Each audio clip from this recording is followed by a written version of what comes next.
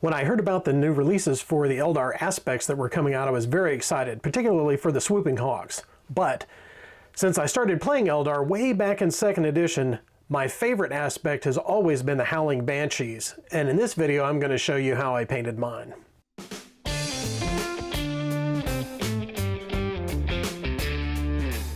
I primered the entire squad using black-brown primer from Monument Hobbies. Now what's cool is that they also offer that color in a spray can, but since I have airbrush equipment already, I just went ahead and used that. I wanted to start off with a base color that was a sort of a darker ivory color, more like a bone color for the majority of the model.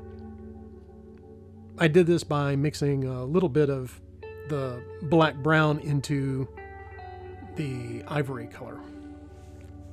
What I should have actually done was gone ahead and sprayed that since I had my airbrush out, but it's just as good to go ahead and paint that on using a brush. I wanted to pick out all of the armor plating and other panels, leaving sort of a gray-brown undersuit that was a little bit darker underneath that.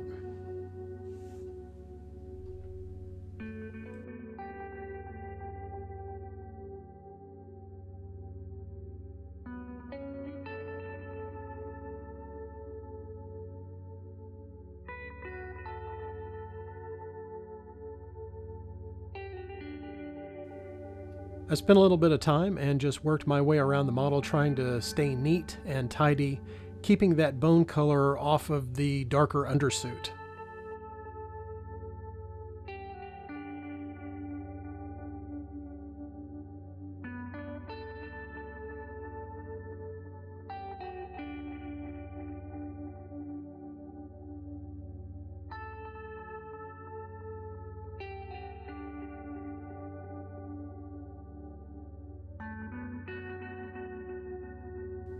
Moving on from there, I wanted to block in the colors for the red mane.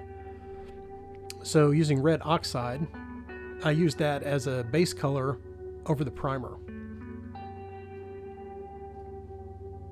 Here I just wanted to make sure that I stay neat and tidy, just painting in the areas of the long strands of hair.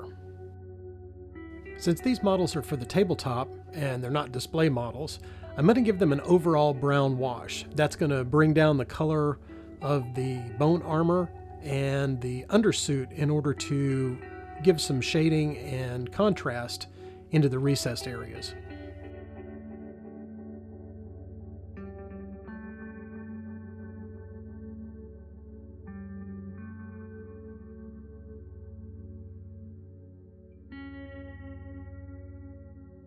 I primarily focused this on just the armored suit and the hair.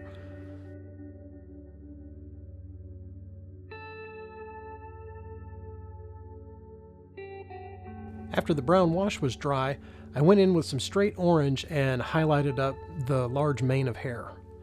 There was a couple of areas where I had missed undercoating the hair on the mane, but after going in and adding a little bit of dry brush over the top of that, it blended it right in.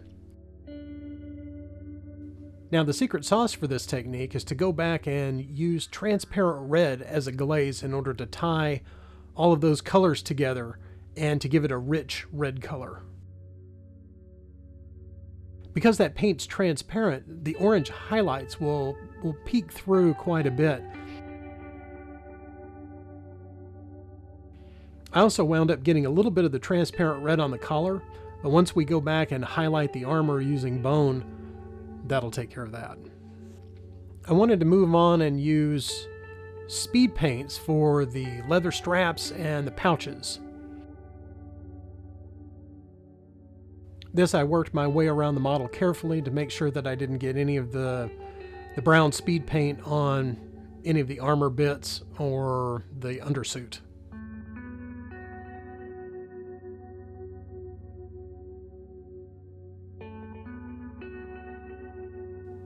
Since I want my Howling Banshees to fit in with my larger Beal-Tan army, I decided to make all of their little ribbons and straps and so forth that are coming off of their arms and their tabards in kind of a sort of forest green color. So I started out with this yellow green as a base color, and then I highlighted that up with a little bit of bright yellow green.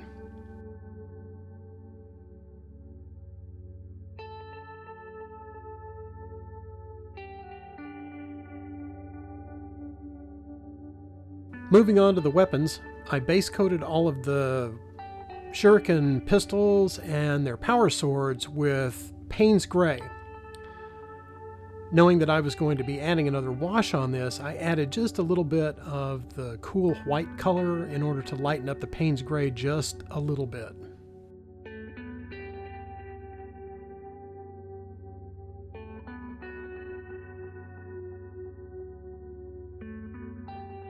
I went back over and sort of edge highlighted the weapons using a much lighter value of the Payne's Gray and blue-white color.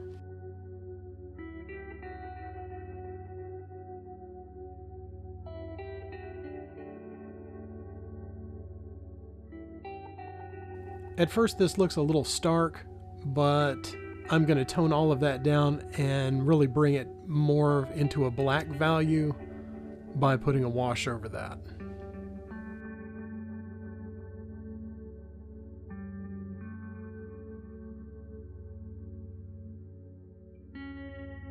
I worked the black wash over the weapons, making sure that it stayed mostly in the creases and the crevices of the weapons.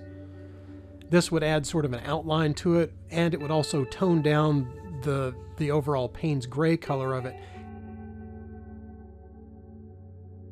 Even though these weapons aren't actually painted black, they will read as black because of their proximity next to the white bone armor.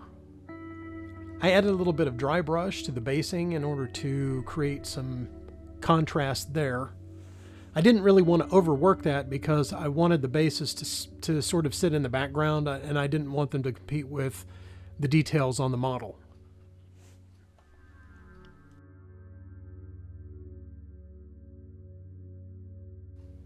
Using a little bit of bright gold, I went around and picked out some of the other details, and then I used red with a little white highlight for the soul gems.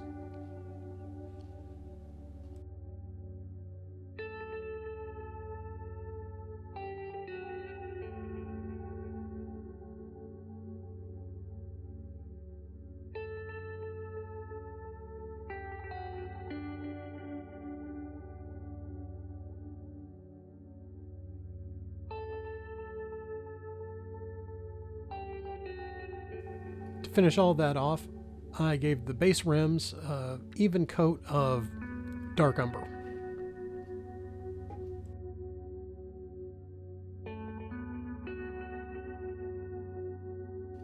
I tried several ways to find a good angle to paint the faces on camera, but was unable to. So I used just a peachy flesh color in order for the majority of the faces. And then the rest of the colors that I used were the same ones that were on the armor and the tabards.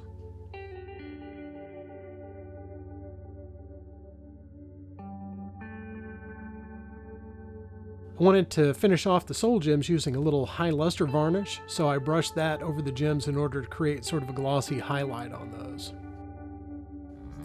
My goal for the squad was to paint something that was going to be not exactly display level at all, but basically just tabletop ready, but I wanted them to be unique and stand out with a few more details than you would get from just a straight base coat on everything.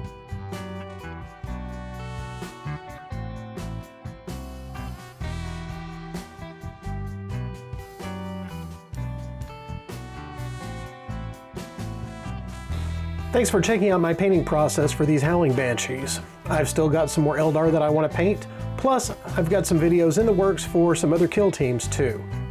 If you'd like to check out some of my other stuff on the internet, check out the links in the description below. Thanks for watching, and I'll see you next time on the Workbench.